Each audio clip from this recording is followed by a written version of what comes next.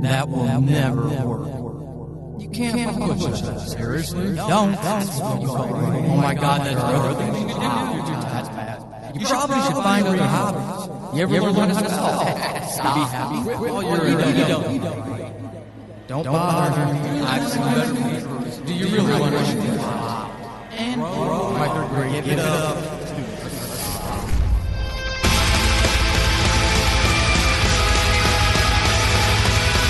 Welcome to Horrible Writing, the rawest, most candid, in-your-face writing show on the interwebs because none of us have time to suck. Let's do this.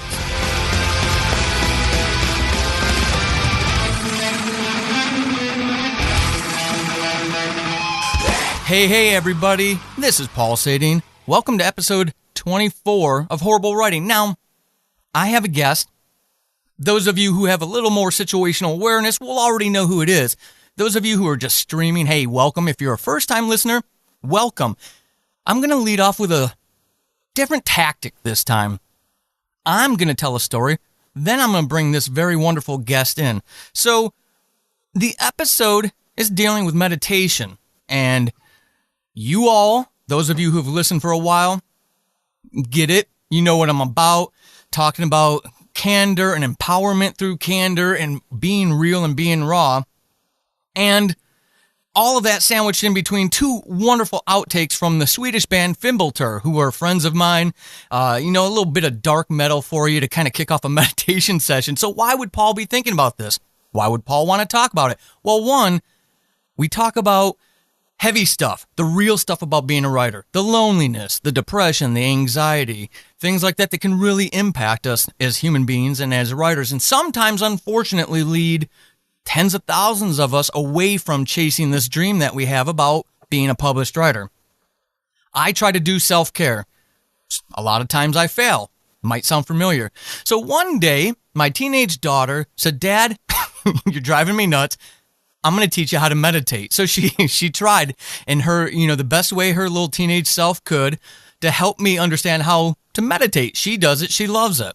So I work from home. I'm in my office. The lights are off. I move all obstacles away. I shut off the computer monitor so I don't see anything. No sound. Kick the dogs out of the house so they could go run around in the backyard.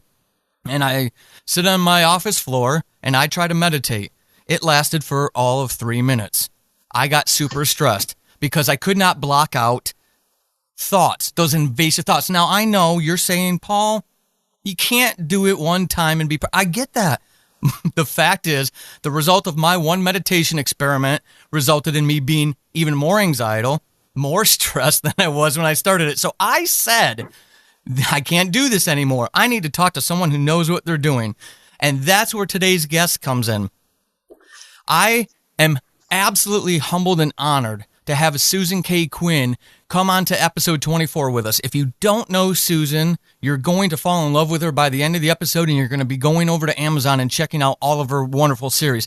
And I'm not being hyperbolic. Susan Kaye Quinn is a rocket scientist turned speculative fiction author. How's that for a life change?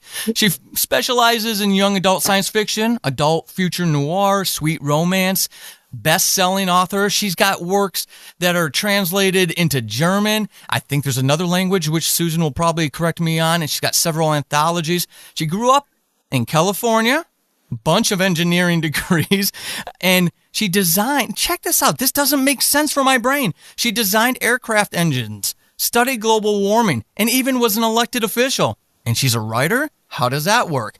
Her series, Singularity, Mindjack, Royals of Daria, and Debt Collector are just some of the works that she's got out there. Like I said, by the end of this episode, you're going to be a better person, your writing's going to suck less, and you're going to be absolutely in love with Susan. Susan, welcome to Horrible Writing, and thank you so much for coming on. Thanks so much for having me, and I'm now worried that I can't possibly live up to all of that introduction that you just gave me. Oh, I have no fears. I will try.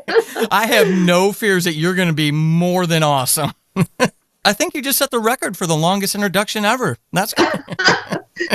Oh, and that other language is French, by the way. And my French translations, I have a French author assistant, and I went to Paris earlier this year and did a book signing in Paris in a tiny, so tiny bookstore.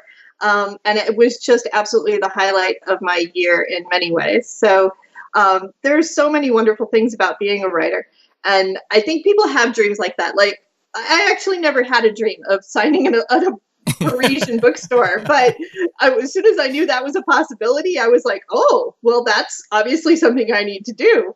I think people have that sort of grandiose dreams of what being a writer is. Mm-hmm. And that was fabulous for like a day. Okay. But that was, and that's not even true. I got more mileage than even a day out of that. I had the pictures before, I had the anticipation of the event. You know, it was probably a good 2 weeks there of like awesomeness. But that's not really what being a writer is. And that's not what gets me up every day, eager to get down and down the stairs and make my words and make my stories happen.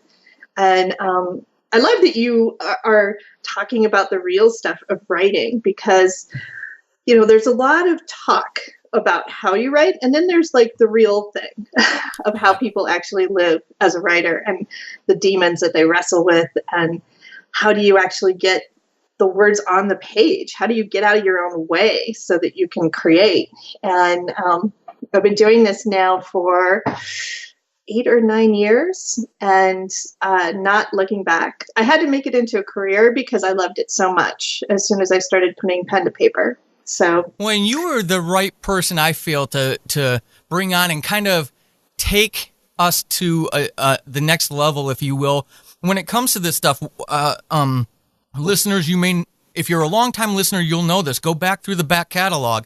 Susan is one of the 2 people that I consistently have mentioned throughout the short history. The show only started in July of 2017, but her and her Facebook group is really how I started learning who Susan was. Like I say, and like I've told you in past episodes, you know, you are the summation. You are the product of the people you surround yourself with.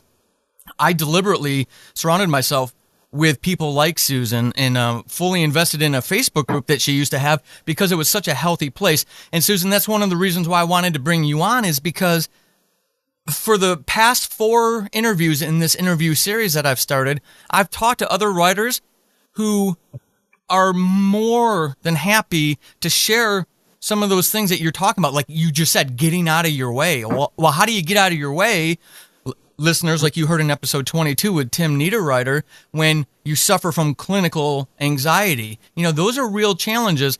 And I've seen it in, you know, online Facebook groups, Reddit, things like that, where people will stop writing and they'll stop pursuing this dream because they can't get out of their way. I absolutely love the way you frame that. So you and I did some talking, and you mentioned about meditation and that you're really enjoying this journey through meditation as a tip, tool, and tactic. Listeners, remember, sharing those things between ourselves enriches the entire community. So, Susan, I mean, is this something new? Is this something you've practiced back into your engineering days? Or did life say, hey, boom, I need to do something quick for myself? Life kind of smacked me around a little bit and said, you need to get a better grip on yourself and your life because your emotional state is all over the freaking map. And you are not, you're experiencing too much stress. There are like, you know, those little like siren things that go off. Those are blaring in my head saying your life is unbalanced. It is too stressful. It is like all these things. And this is not who you want to be. And I was one of the, early self-published authors. So it's not like I was new to the game of publishing, but I had progressed enough in my writing and my career that I fully embraced, and I advocated this to other writers, that, you know, you really have in this game a lot of control, and you really have the ability to craft the writer life that you want to have. And that was not it for me. Like, I was not living it yet. And so I had to kind of retool a little bit, and meditation for me started completely as a stress reduction technique, right? Which I think is where a lot of people start with it. And it's fantastic for that. And that's actually one of the biggest levers you can push with it. So, but I just sort of played around with it in the beginning of this year, 2017. It's the first time I had actually sat down and tried. And I just did like a little 5-minute thing where you sit in the chair. Like you were saying, after 3 minutes, you were like, oh my God. And I hear that story a lot. I hear a lot of people who are like, they sit down and they're like, this is unnatural. What the hell am I doing? And not only that, now I have to think about what I'm thinking about. And oh my God, yes. That's terrible. So yes, and I would say to that, it should tell you how powerful potentially it is with how strong of a reaction you have to it, right? If you look at that and you're like, whoa, there's something going on there and it deserves a second look. Now, I'll tell you, if you can get to a point, and maybe you have to dabble around, try the Headspace app, which is really very user-friendly and has little videos with little cartoon character, very non-threatening, very easy to just say, okay, we're not going to take this too seriously. It doesn't have to be all that, right? I can just kind of sit and be okay with that for a little bit. It eases you into it. And if you look around, there are all kinds of little apps like that give you, but Headspace is actually really good, and I've been recommending that to people. Okay. And so I started out that way, just doing like 5 or 10 minutes here or there when I was really stressed. And it basically just brought me down a little of like, okay, calm the anxiety, calm the mania, and be able to move forward with whatever was going on with my day. But I could tell even from then that it was having a powerful effect on my ability to focus. And that's what meditation is. People think it's like you're relaxing or you're being zen. Right. Okay. That's actually not it at all. Meditation is completely a mental focus game. All right. It is 1,000%. Can I focus on one single thing? And how long and how tight can I hold that focus? So you're kind of becoming an Olympic champion with your mental process, your mental skills. All right. So this is not something that we normally talk about or teach people how to do, but it is replete throughout our society, our lives, of like the people who are better at focusing do better in life. The people who are not good at focusing have all kinds of troubles that leads to, Mm-hmm. So there's a huge spectrum there, of course. And so this is sort of like going to the gym when you've never been to the gym before. And you are like picking up the barbells and you're like, okay, I'm going to lift some weights here. I think this is what I'm supposed to be doing. I'm not really sure. It feels really weird. Yeah. But I can kind of do that. Well, you don't go and pick up the 100-pound weight and do that first, right? You start really simple and really light, and you just try it out. And then you slowly build up your endurance and your strength and your ability to focus. So that's what I did. I messed around and I played around for a while. And it wasn't until recently here in the last several months that I finally got that this was something that needed to be a part of my life every day, because it was just so powerful and helpful. And so I've been doing daily meditation now for about 3 months and really getting a lot deeper into it. But again, totally optional. That's not anywhere you have to go with it. However, if you do, it's one of those things where even a little bit really helps, and it scales linearly. If I can get technical here, because I'm an engineer. The effect of like twice as much is twice as much. The effect of 10 times as much is 10 times as much. It's linear, and it's beautiful that way, because it's like the more you do it, the more impact you get. Right. So early on, I would use it to reduce stress, but just taking that 5-minute break or 10-minute break was amazing. Like afterwards, I'd be like, oh, okay, I can breathe again and everything's okay. And it wasn't because I had spent that time trying to relax. It was because meditation is about focusing on the one thing. Usually you're breathing. That's a pretty standard thing, but you can do different types. But let's just say breathing. And I'm just going to have that one in and out thought, in and out. And maybe sometimes I'll do a little mantra with it, like I am enough. Okay. And that sort of self-affirmation thing is very powerful for me personally. But whatever works for you, But one thought one mantra. And what you're doing is you're pushing everything else aside. You're letting it go. Mm-hmm. You're letting it come and then let it go. And in the act of doing that, you're exercising your focus muscles, but you're also just clearing your landscape, your mental landscape. That helps so much to know that I have that allowance to actually think.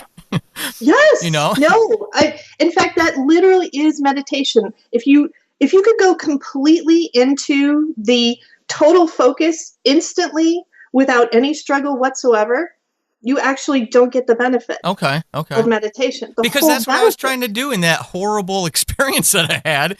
It was, the focus on, or the think about nothing thing, and then I was thinking about how I was supposed to be thinking about nothing. Right, and that's not it, because then the thought will come in, well, wait a minute, I have to do that marketing thing, and oh crap, that's totally late. Yeah. And it's like, the moment when you realize that you've lost focus, that's the key. You realize it, and you're like, okay, non-judgmentally, I lost focus, time to get it back. Okay. And so it's that process of coming back that is actually the exercise. That's where you gain the strength. So if you never had the thought come in, you're never going to get the strength of letting it go. This helps so much.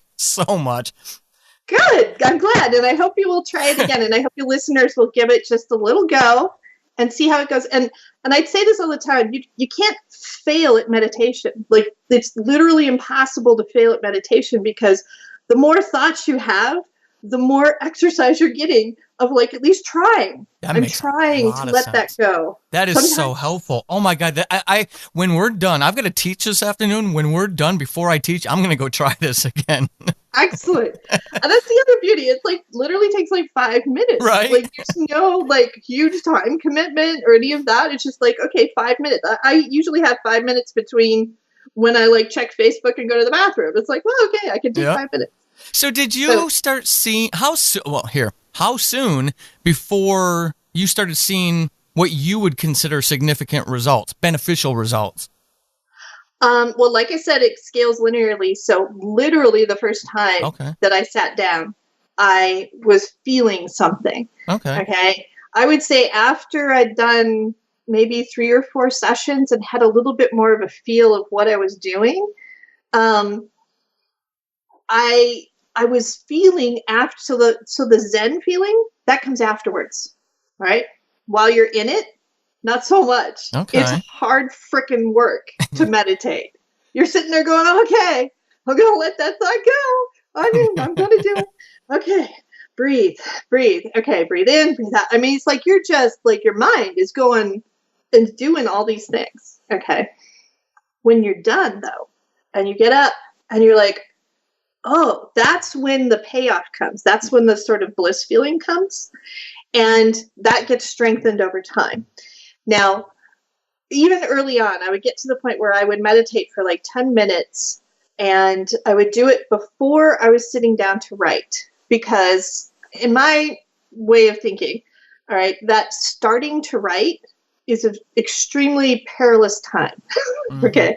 It's very difficult to get over that hump, as evidenced by all the procrastination things that you will do before you get over that hump and actually sit down and start typing. Okay. So lowering that, I think of it as activation energy, because I'm an engineer. Okay. So activation energy is the energy you have to put into a chemical reaction to make it go. All right. And so once it goes, you don't have to put as much energy into it. So there's like a hump, like a literal hump that you have to get over. And so I think of that as a mental activation energy. You have to mentally get over the hump and start writing. What meditation does for me, and did very, very early on, is lower the hump. Oh, okay. Like, I would get up from my chair and be like, oh, okay, we're going to do some writing now. And there was no resistance. And that, because you just spent a whole, 5-10 minutes, whatever, clearing the decks, fighting off the demons, letting those thoughts come in, letting them go, it was sort of a mental reset. And then I could write. So I used it proactively that way. I love that. and I'm trying to put myself in a listener's position. So I'll use myself instead of, speculating on what someone may be saying to their earbuds right now as you're talking. So here I am. I'm sitting down. I'm trying to do this. I'm trying to lower the hump, be proactive. And I know I got the pressure of my word count, daily word count. I've got this plot thing that's just not working out. These things come in, so I'm focusing back on that mantra, whatever it is for me, okay, there's a thought, pull it back in. Do you currently,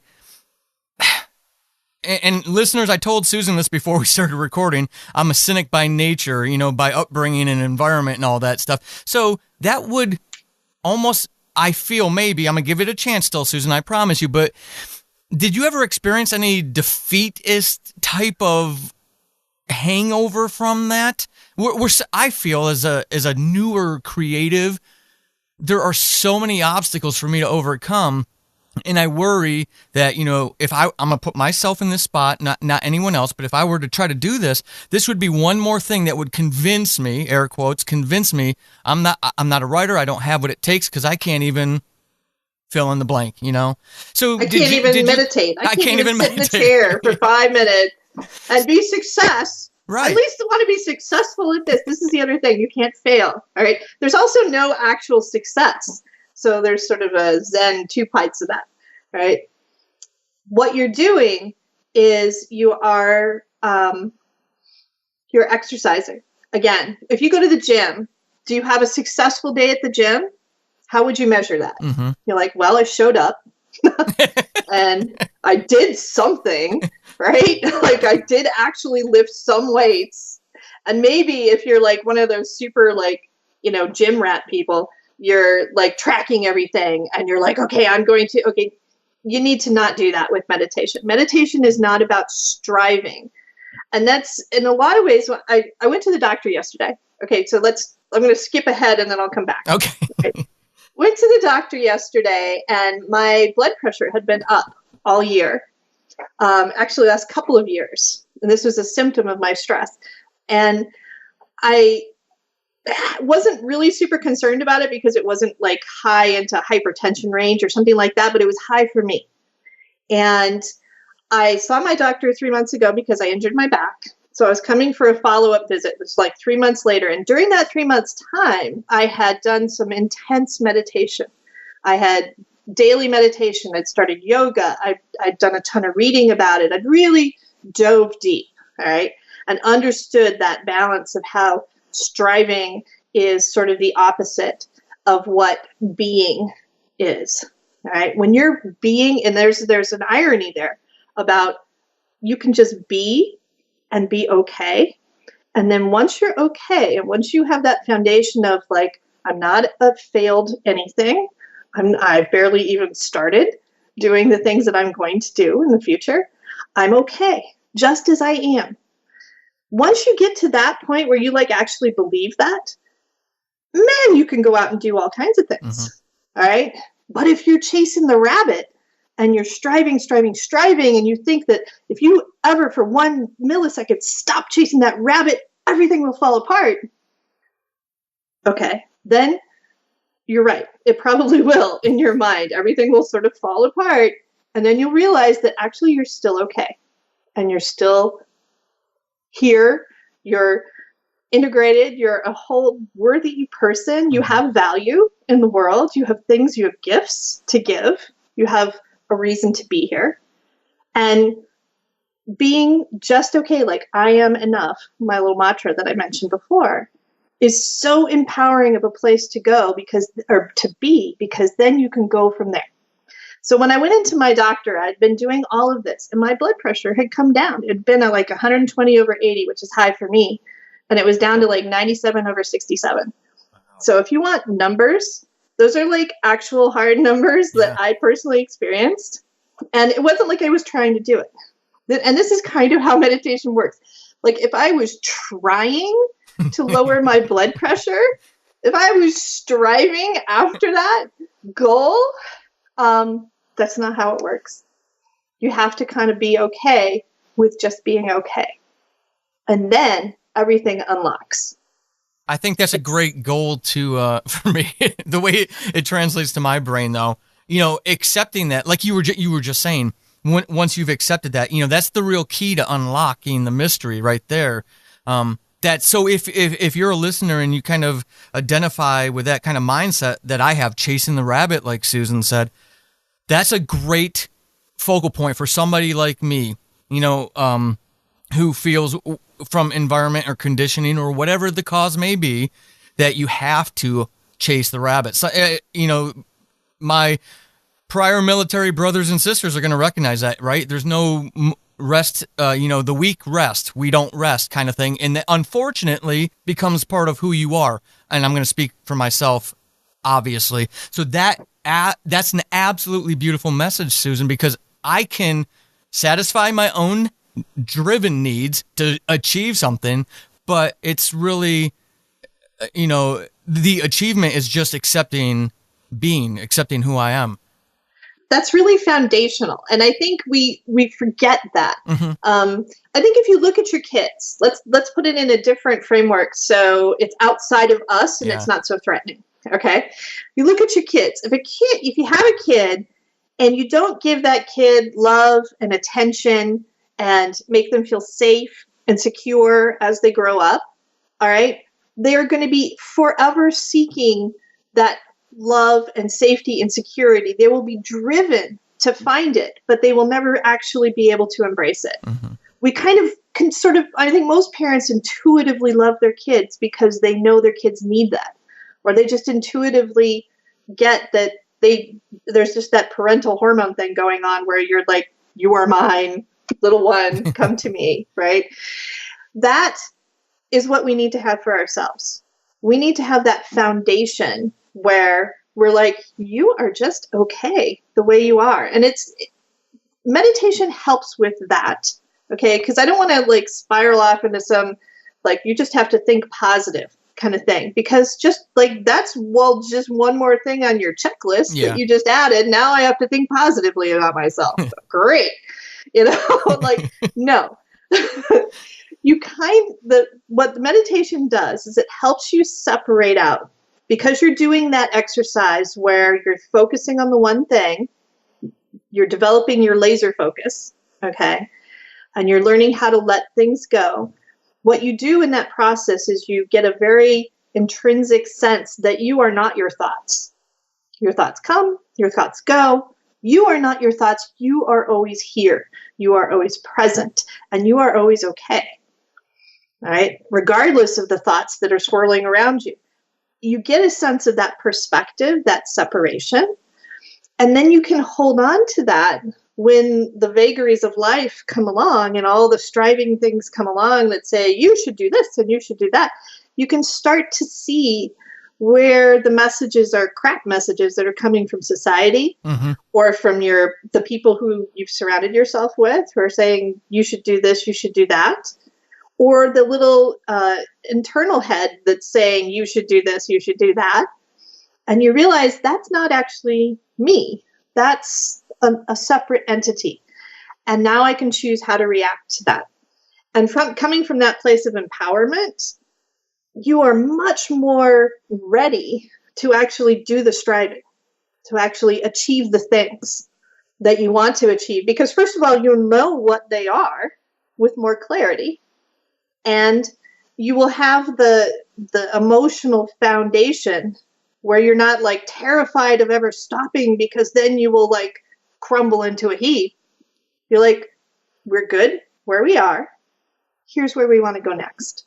I've got a question for you. I'm going to kind of put you on the spot because as you were talking, it popped to the front of my brain because my male monkey brain said, you must address this with her. I want to start tying your meditative practices and processes with your writing in a second. But first, before we, let's tease the audience with that. Before we get there, I know there's going to be someone listening because I just did it while you were talking, 30 years of conditioning about what it's like to be a man. Right. Somebody's going to be listening to you and they're about to hit that stop button going, oh, this is, I don't need this crap. I don't need this garbage, this touchy-feely mumbo-jumbo. Before they hit that pause button, before they discount what you're saying because it's just touchy-feely stuff. I'm a man. I don't need that. What would you say to them to get them to go, wait a second, here's why I want you to hear the rest of what I've got to say? Well, if you're a writer and you don't know how to harness the power of emotional storytelling, you are hampering your success. Whatever success you think you're going to strive for, you will get double that if you can harness your own inner emotional self and put it on the page. And I'm a huge, huge believer of that. And that goes triple, double, quadruple something or other for you technical science fiction writers. I have a PhD in engineering. I know exactly what you're thinking. I lived with people like you all day long. And, nobody really cares how your blaster works, okay? What they want to know is why you're shooting. And they want to know what terrible price you're going to pay for that. All right? Those are the emotional stakes in your writing that hook people, that hook readers, have them flipping through the pages. And all of that starts from the inside, right? That's what writers do. We excavate what's inside and we put it on the page for other people to enlighten their lives. All right. And if you cannot engage that emotional thing, I get it. I get, like, we have so many terrible gendered ideas about women are soft and men are not.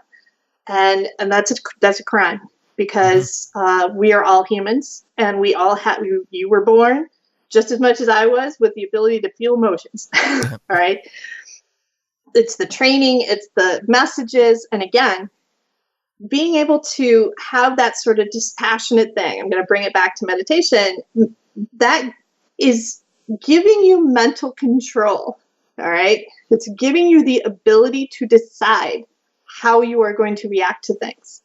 So if you feel like you only have one emotion which you can express, and that's like being pissed off, all right? Anger's okay, but nothing else, all right? Even just in managing that one emotion, you will find some benefit so that you don't lash out and destroy the things that you actually care about with your anger, which is your one and only vent for getting your emotions out.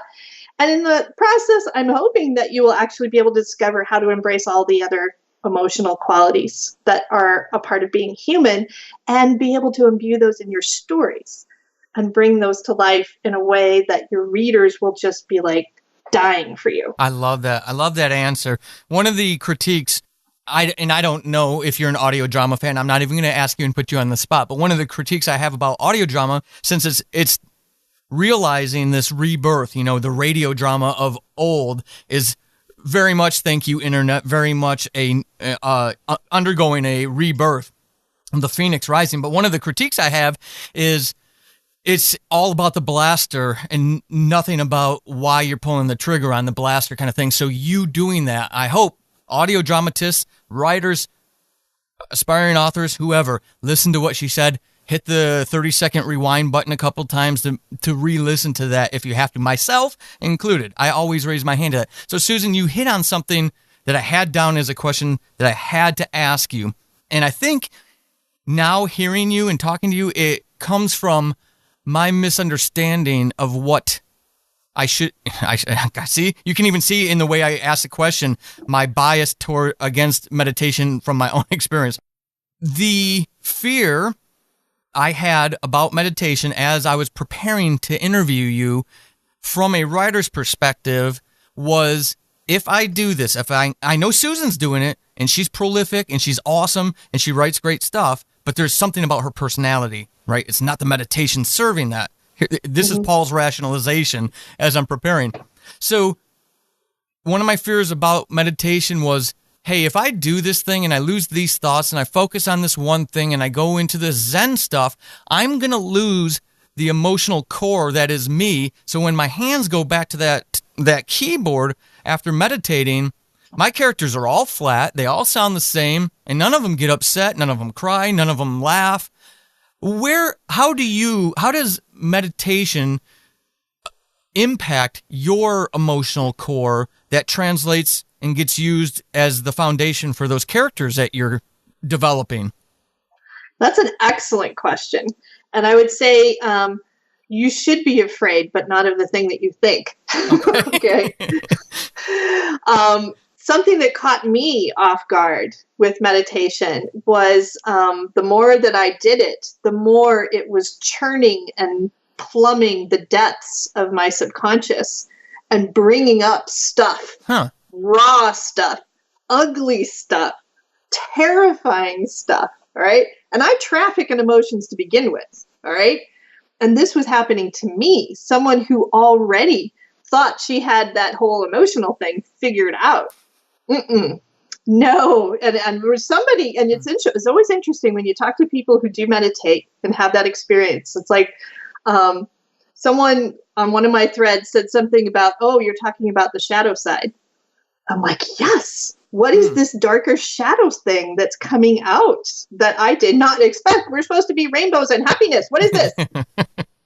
All right. So, yes, you can expect that it will change you, but what it's going to do is bring out more of who you are, not deaden you at all.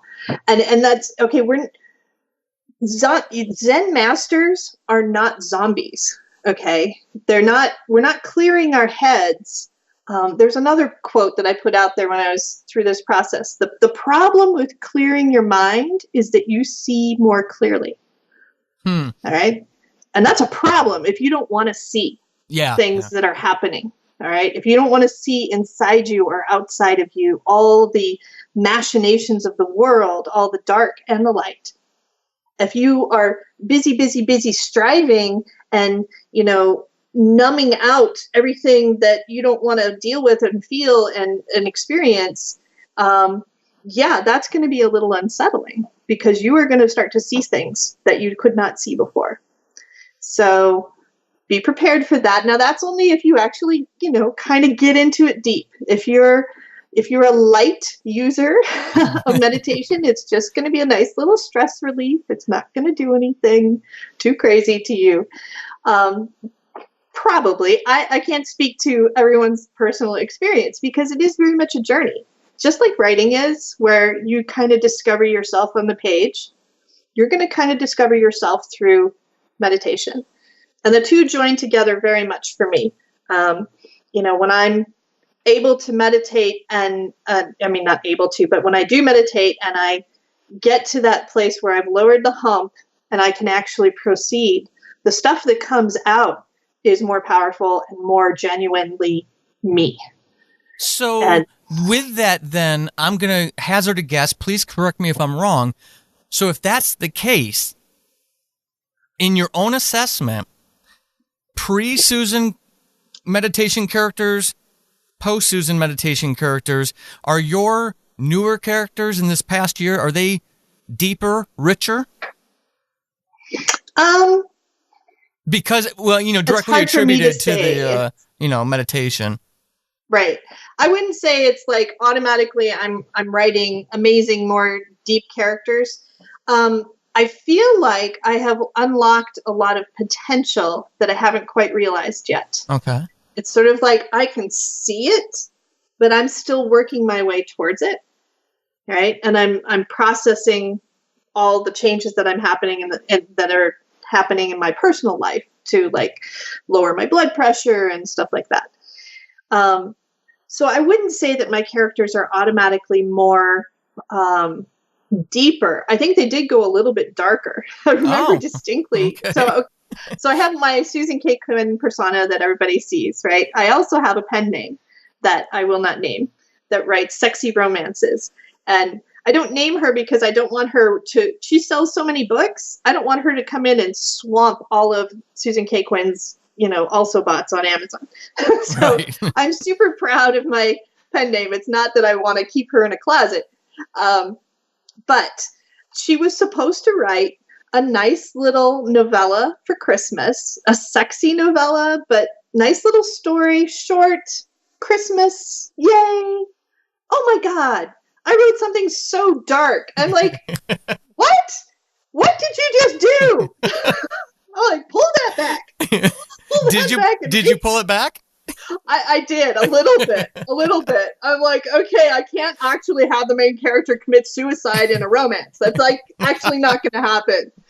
You're breaking all the tropes here, and oh Lord have mercy. Yeah, and never break them in romance, right?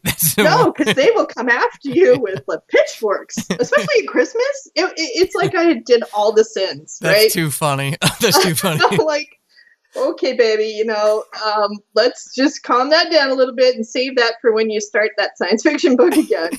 And so I did, and I was able to fix it on edits, and it was great. And I think it was very powerful, and more so because of it. And it's a little bit of a misnomer that you can't go dark with romance. That's actually not true at all. But this particular story was not supposed to be that. And yeah. So yes, I do feel like it's impacting my writing, not always in an expected way. But this book that I'm starting right now, and I think I mentioned this before the show, talks a lot about hope when you have no reason for hope. All right. That you have to have hope, even if there's like any rational person is like, oh, screw this, we're out of here. It's done. Let's just give up, go home and die. Because like that is where we're at. Okay. And this is the third book in a trilogy. So yeah, I put my characters there. They have legitimate reasons to think that everything is just screwed. All right. But my main character has learned his lesson through the first couple of books about how it doesn't matter how screwed you think it is. You have to have the hope, and you have to keep working towards the positive end, or else it literally will never get there. Mm-hmm. And so, and having that kind of depth of feeling, and it's also a technically complicated book as well. This is one of the most challenging books I've written. And I try to have that be true for not universally, but mostly. Like every book that I'm writing, I want it to be the most difficult book I've written so far, because that means I'm constantly pushing my craft forward. And this one definitely is doing that for me. And I think that my next book is I've already got the next level up that I want to go with that in terms of craft. So yeah, having what the meditation really has done for me is cleared some space for me to realize where I want to go with my career and with my craft, and getting real clarity about like how and why I'm doing those things. So I'd say a lot, and I have 2 indie books out where I talk about self-publishing, the mechanics, also how to build a career, all that kind of stuff. And one of the things I say in there is you can climb as fast as you want up the mountain, but if you're on the wrong mountain, you're not going to be happy when you get there. So my solution to that was, write a mission statement. Think ahead of time of who you are as a writer. And I think that's still really good advice. But it's really hard to visualize the future, right? You kind of like think sort of who you want to be and what you want. And some of those goals are realistic and some of them are totally not. And that's okay. It's okay to dream. I think what meditation does for me is it helps me live that every day. So I have some clarity every day of, is this really where I want to be going with my work? And how to stay in the struggle part of it. Because there'll be parts where it gets hard. And, like I decided I wanted to make my works more literary, more lyrical, more poetic. And so I started reading poetry and writing poetry and just sort of doing this whole little self-study thing that was sort of off to the side. And it was like totally not something, it was like a lot like meditation, where I thought poetry was one thing and it's really not that at all. And I'm like, oh my God, this is like totally raw, emotional, whoa stuff. Like some of it's like total crap, but like the stuff that's not is like supernova, right? So I'm like, whoa, that was unexpected. Okay, how am I going to do that? So I uncovered that in the process of in tandem with when I was doing meditation stuff, and having that sort of whoa reaction, and then like coming back in and sort of having a back and forth struggle relationship with that of like, is this really something I want to do? I don't know. I'm going to work through that. That was tempered by this perspective that the meditation is helping me have on a day-to-day basis. Like literally this morning before I came on the show, I went and did my 20 minutes of meditation, and I tried a new tape, and I was like, yeah, that was a pretty good tape. Okay. And so like come out of that and I'm like, all right, now I'm ready for the day. Now I have that clarity of mind to sort of figure out what's most important. What do we need to work on? Let's do the show. That'll be great. And then after that, I need to really do, that book that I need to start about hope. And I had like 3 or 4 ideas tumble into my head right after meditation about, what I wanted to do with that first chapter that I'm struggling with. So that's where the power of it is. It's all mental exercise.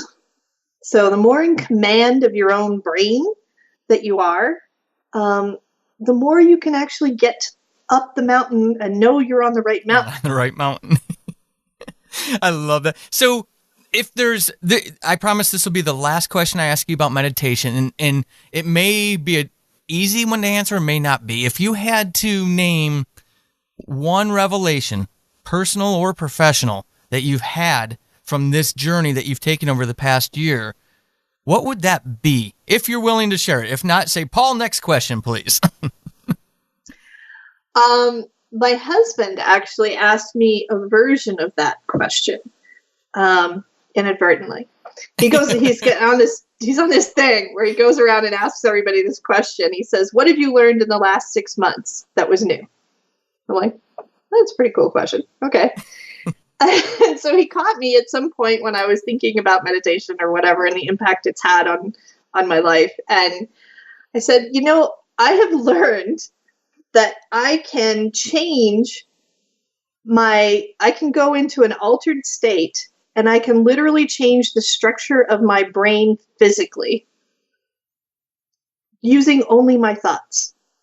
It's like literally like my first series that I wrote as an indie author is called Mind Jack, where these characters have the ability to project their mind field into your mind field and manipulate it. All right. They're jacking into your mind. I'm like mind jacking myself. I'm literally doing this. and then the science is backing me up. See, and that's the other piece of this that I've been trying to use with people because it was persuasive to me. Mm-hmm. I have a PhD in environmental engineering. I've got degrees in combustion and, mechanical and aerospace. And, data speaks to me. It speaks my language. All right. I likes the data. And I like science, and I like to see proof of things. Okay, none of this mumbo jumbo. Crazy. Who are you, this weird meditation lady that also is a scientist? Where did you lose your nut?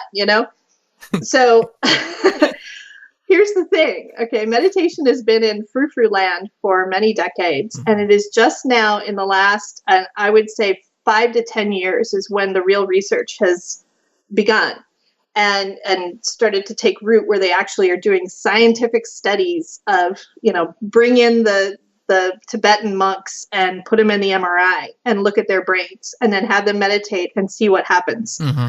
And, do longitudinal studies of people who go through meditation retreats and don't, or even just 5 minutes of meditation. What impact does it measurably have on your biological systems? And they are finding that there are literal brain changes that happen in people who do this, which on the one hand is amazing. And on the other hand is like, well, no kidding, because you're exercising your brain and it actually does a thing. Just like when you learn anything else, it changes who you are on the inside, emotionally, and how you react to things. Like you literally can train your brain, and your brain as a writer, that's all you got. That's what you are, is taking what you've got in here and putting it on the page. Mm-hmm. So the more you know about what's going on in here and the more control you have over it, the more you can actually get what you want to get out of whatever your strivings are. If that's not the sell right there, folks, I don't know what is.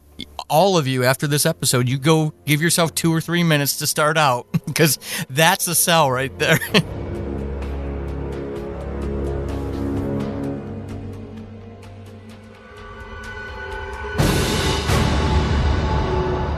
All right, Susan. So, as a good host, I do this to every guest. You're going to be the latest victim in this process. Every time I reach out to someone and ask for a favor, having them come on and share a little bit about themselves on a horrible writing, I also put them on the spot, right under the spotlight, and I ask them to share a horrible writing experience. And it can be anything in your life, personal or professional, obviously related to writers, because writers are the ones who are listening. If you're not a writer, I'm very curious why you'd be listening. But hey, email me on the side. Let me know that. So the fact is I've already told you this. I admire you. I admire not only your writing, how prolific, how proficient, how effective your writing is. I'm a big fan of what you do, both fiction and nonfiction, but also as a community member, what you do and you have done for others. You don't have to, and you still do those things. So I almost feel guilty asking you to share a horrible writing experience, but I think coming from someone like you, it's even more powerful of a message for those of us on the other end that are just starting this journey towards that dream, whether it's just finishing a poem over the year, or if your aim is to get an agent or release a self-published book, whatever that aim may be. You can do it, and you're saying, no, I can't. And Susan's going to share a horrible writing experience that relates to the journey that we all go through, while also speaking from that platform of having nearly 20 books that are published, maybe even more. I'm not an engineer. Me and math do not get me and math, butting heads. So Susan, what is your horrible writing experience? All right. Well, I'm going to tell you 2 things. I promise I'm not dodging your question. Okay. First of all, I have over 30 books across 2 pen names, so there's that.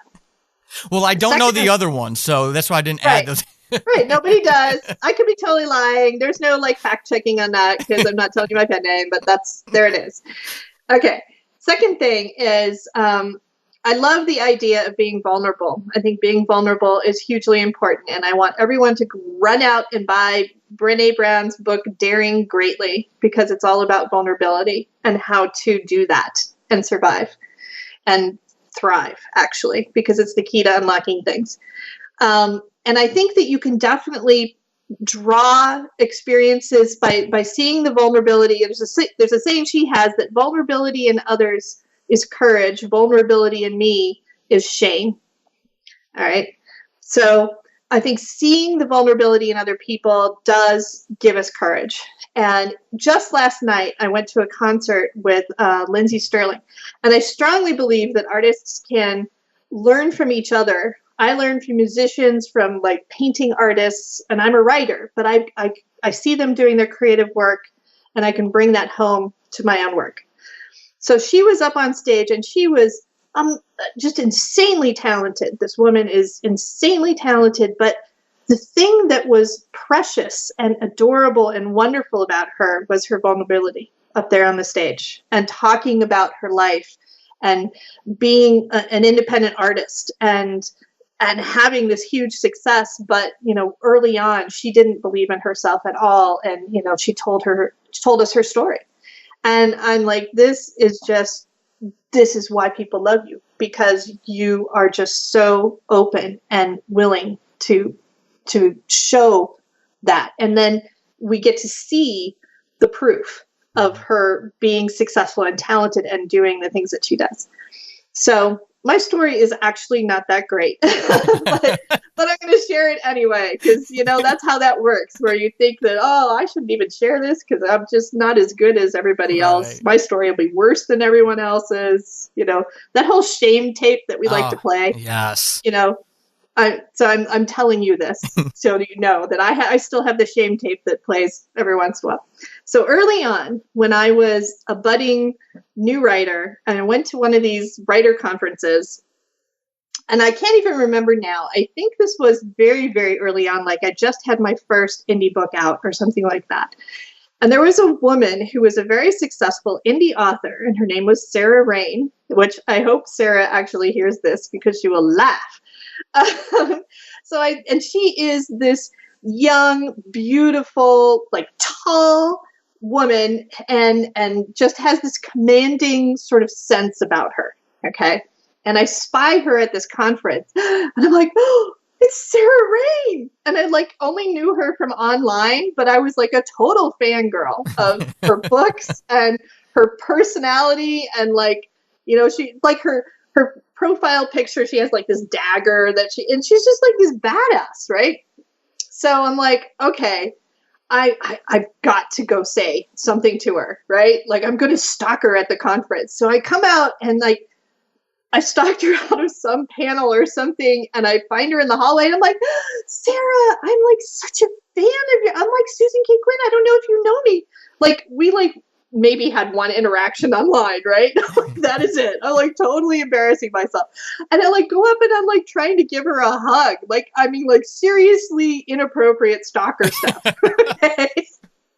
And she is just like, okay. And okay, so that was embarrassing, and I like pulled it back because I realized, okay, you kind of crossed a line there with your fangirling enthusiasm. But she really was sort of my hero because she was a woman writing science fiction and fantasy, and she was successful. Mm-hmm. She was who I wanted to be. Okay, before I was who I am now. And so then, fast forward a couple of years. I joined a secret group of female science fiction authors, high-powered women. I'm like, why did you guys let me in this club? I don't understand. And sure enough, Sarah is in there. And I'm like, Sarah, hello. And by this point, she and I have actually become friends. And I'm like, do you remember back in the day, I met you at this conference and I tried to give you a hug and it was like super awkward. And you were like, why is this person stalking me? She's like, no, I don't remember that at all. And so my point with that story is that a lot of times there is so much going on inside of our heads, right? She was this person I wanted to be. I wanted to have some kind of connection with her because, oh my gosh, maybe the pixie dust would rub off on me, you know, or something, right? And I was mortified that she was embarrassed. And then like, there's this whole thing that happened that really only existed inside of my mind, right? It was my interaction with the world, my needs for the world to be a certain way. And she was like, as I came to learn, she's like not one of those people that likes to touch. Like, she's like, don't even come close to touching me. So I like really crossed a boundary with her. And I'm like, I am so sorry that I did that because I did not mean, you know, because I was so wrapped up in my own thing. Mm-hmm. I wasn't thinking about you. And she's like, it's fine, whatever. And, you know, and now we're really great friends. So the world seems insurmountably difficult. The rabbit seems like it is constantly running away from you, and you are just never going to be as good as anyone else. You're never going to be Sarah Rain, of course. Well, you know, Sarah comes to me now for advice about when she wanted to reboot one of her series. She's like, I've been out of the game for a while. I don't know what's going on. Sue, tell me. And I'm like, okay, I got you covered because I'm in it. I'm rolling. I'm selling books. I'll tell you how to do this. All right. You need to get out of your own way, right? We started there. Mm-hmm. Get out of your own way because you are your biggest obstacle. And meditation for me has been a really helpful tool in figuring out how to have that distance, how to get out of my own way when I need to. It's not the only tool out there. I'm selling it pretty hard today, but I did a lot of work prior to discovering meditation. It's just one of the many tools that I use to fight through my fears, lower the hump of my resistance, increase my productivity, figure out who my audience is, really connect with them, learn how to sell books. You know, those are all like, there's a million pieces that go into the puzzle of being a successful author. And I would direct people to my website because there's a lot of information there. I'm very open with the process that I'm going through with meditation and everything else. So all of that is out there. You know, I pulled back a little bit recently because I am very much in this interior mode right now where I'm sort of doing my own work. But whenever I come upon something I feel is really helpful to me, I'm almost always sharing it on my blog or my newsletter or something like that. So I hope that actually helps people to find their own way in this, because it's hugely important to me that the world is filled with creative people who are finding their dreams and doing the work that is so soul fulfilling for me. I want that for everyone else. And listeners, if this is the first time you've heard from Susan, hopefully you can hear the authenticity in that. If you trust me, I will back up what she just said 1,000%. I have been so empowered by Susan, observing her again through that Facebook group where I came across her and her work, and what she just said, she embodies, in every day, in every interaction that I've ever witnessed her in. What you just heard is authentic. It is genuine. It is very true. And remember, the tagline for this show from episode 1 was always empowerment through candor. And Susan's been very candid, very vulnerable with us. Susan, I really appreciate it. Before I let you go, I really want to thank you for doing all of this. And I'm going to really give you some love at the end here. I swear. And it's going to be really, it's going to be as weird as that hug that you did at the conference. But before we do that, I do want to give you a chance to tell listeners, these are, the listeners to this show span every demographic that you can imagine, but tell them a little bit about what you have to offer them through, either your nonfiction, your fiction, or some kind of combination of the both, because, I find great benefit in everything you do. Even writers, if you're not really into the whole nonfiction how-to kind of thing, one of the biggest disservices you'll do to yourself, this is Paul's testimony, one of the biggest disservices you will do is skipping out on some of the nonfiction stuff that Susan puts out there as well. It has launched, this show exists because I felt the confidence and the empowerment through actually reading her boot camp book for me to actually go, you know what, I can do this. Well, I love, first of all, that I help to inspire you to pursue your dream and making the show a reality. I love that. That is my payback. Okay. This is part of why I put stuff out in the world, because when it comes back that I've helped to empower someone, I'm like, yes, all right. Did a good one today. So the way that I do that now, and it has been evolving over time, and you talked a couple of times about the Facebook group, that was a way for me for a while to connect with a lot of people. And it grew to be too successful. Mm-hmm. Like there were just too many people, and it was taking too much of my time to manage the sort of internecine warfare that would go on in there sometimes. And, so my method of putting stuff out in the world has changed over time. Now, currently, I have 2 books out there that are, one's the boot camp book, which has some really basic stuff about working through your fears and, just actually getting that first book published. And the second one, For Love or Money, is a lot more about bigger perspective stuff of, do I do stuff for love? Do I do it for money? Everybody wants to do both. Is that even possible? How do you make that happen? And just kind of give you some tools for deciding whether you want to write for the market, or if you want to, have something where you're just really writing for yourself, and how to really do that without, no matter what choice you make, always feeling like it's the wrong choice. Okay. There's a lot of validation in that book. And I've heard people tell me that it helps them to settle some of the crazy voice thing that goes on in your head. Okay. So the book's standalone. But in my blog, I talk a lot about stuff that comes up every day. And I have a newsletter. So once a week or every other week or something, I'll send out a newsletter with whatever my latest blog posts are. And you can follow me on Facebook. I talk about a lot of this stuff there. So those are all just like sort of places you can find me. But I'm not in this business. There are a lot of people who are in this business to sell you their how-to book. Mm-hmm. Okay. They want to make their money off of the $600 seminars or the, 5-session webinar on how to, learn AMS ads. And you are not going to get that from me because I make my money off of fiction. Mm-hmm. And I have the 2 pen names, and they really are a for love and a for money pen name. So my romance pen name makes a ton of money. Like, she just kills it. She's always in the top 100 of her genre in terms of authors. Like, she's like usually the top 50 authors of paranormal romance. So you're just going to have to trust me on that because I'm not going to tell you the name. But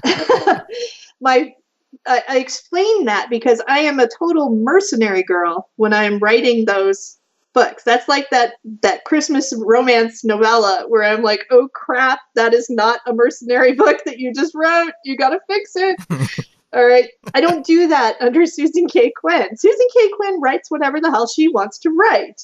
All right. It doesn't fall neatly into genres. It is like writing about boys that are in love with robots. And I'm like, nobody's going to buy that book.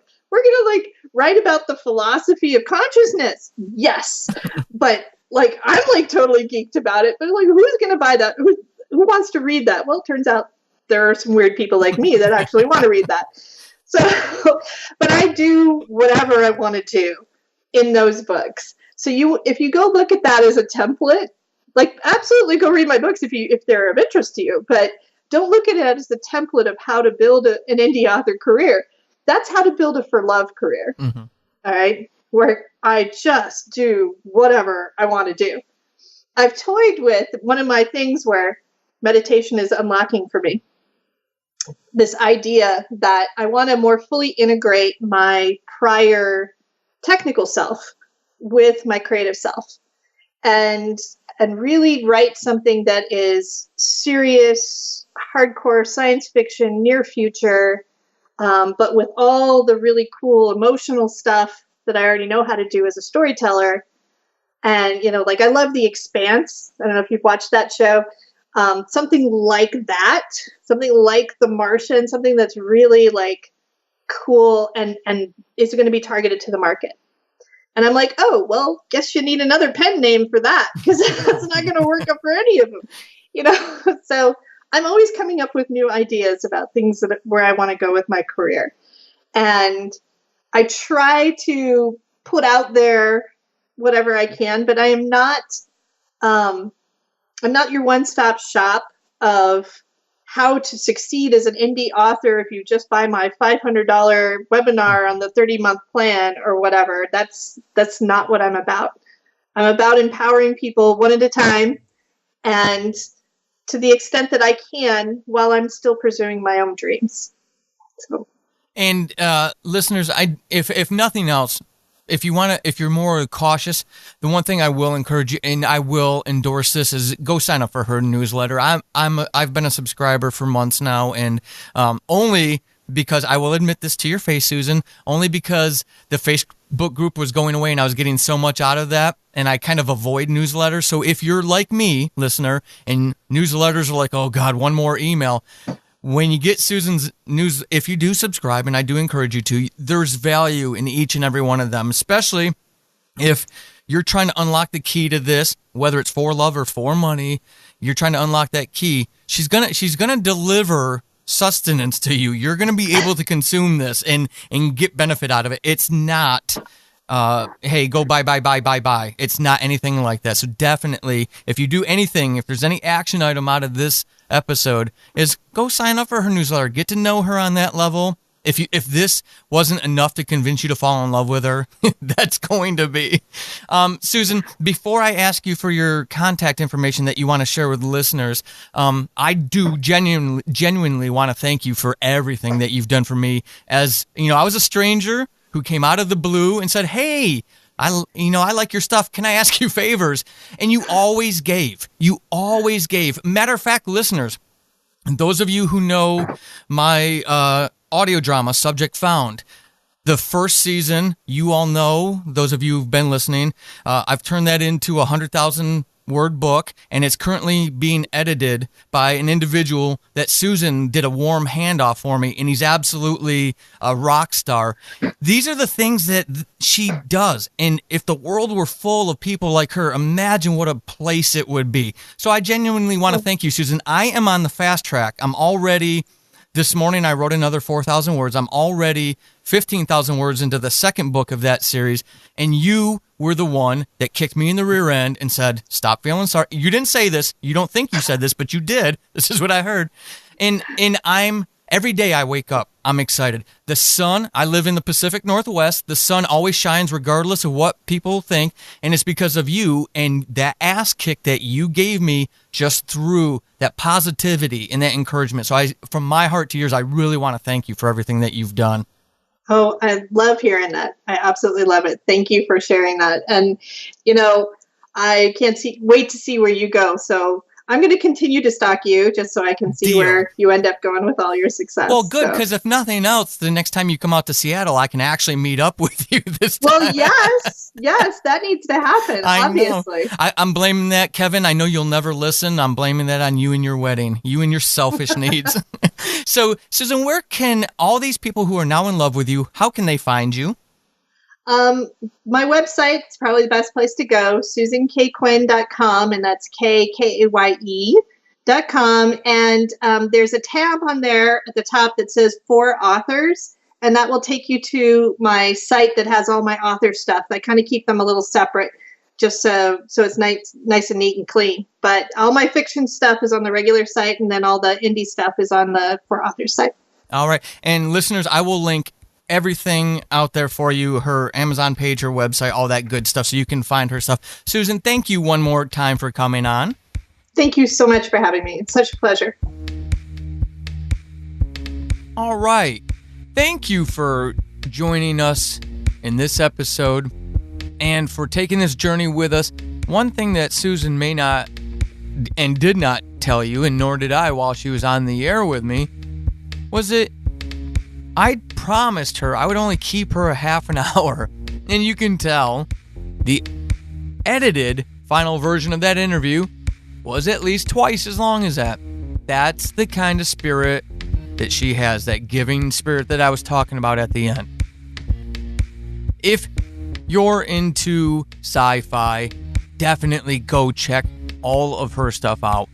If you're interested in the craft of writing, if you're interested in self-publishing, she also has that to offer, and she's a good person.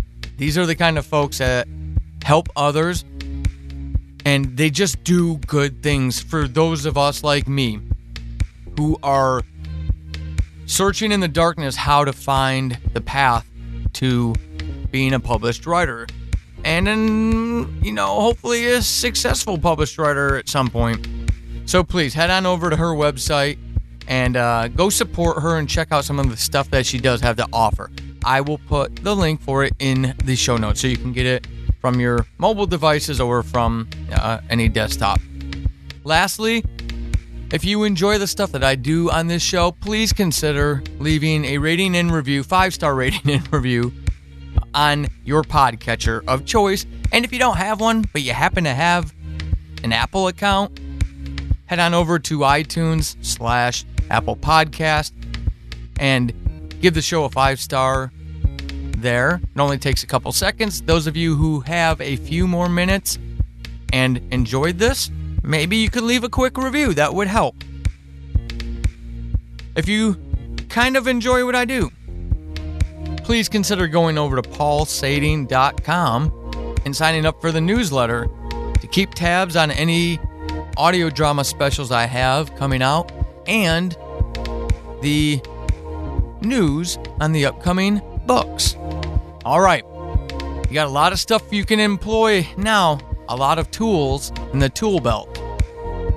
So, until next episode, keep being epic. This has been Horrible Writing, and hopefully after this episode, you suck less than you did at the beginning. I am Paul Sading, your host extraordinaire. You can find me over on the Twitterverse @WritingHorrible and over at paulsading.com /horrible-writing. Until next time, suck less.